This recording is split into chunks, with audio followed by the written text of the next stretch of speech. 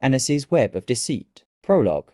The Age of No Stories. Long ago, in the land of lush forests and golden savannas, the evenings were dull and silent. The people of the earth had no stories to share. They sat around their fires, staring at the stars in the sky, wishing for tales that could make them laugh, cry, and think. But all the stories were locked away in a golden chest belonging to Nyame, the sky god, who lived far above the clouds. Nyame loved his stories, for they were the most beautiful treasures of all creation. He would sit on his celestial throne, listening to the tales, chuckling at their humor, and marveling at their wisdom. He had no intention of sharing them. One day, the villagers gathered under the great baobab tree to discuss their plight. A wise old woman stood and said, "The sky god is too powerful. No one can convince him to share his stories with us." But a small voice interrupted her. "No one," said Anansi the spider, crawling down from the tree. "I am not no one." The people laughed. "You, a tiny spider? You are not strong like the lion, not swift like the antelope, nor fearsome like the crocodile. What can you do?"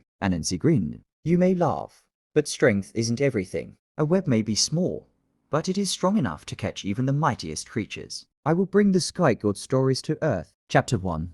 The Bargain with Nyame. The journey to Niam's palace was no small feat. Anansi climbed the tallest silk cotton tree, spinning a web that reached into the heavens. With each step, he muttered, "A spider does not fear heights, he only fears falling."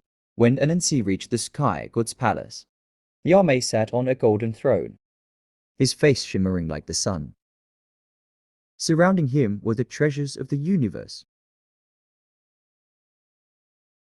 Diamonds that sparkled like stars, rivers of molten gold, and in the center, the golden chest that held the stories. Anansi bowed low. "Great Nyame, I have come to buy your stories." Nyame chuckled, amused by the audacity of the tiny spider. "You?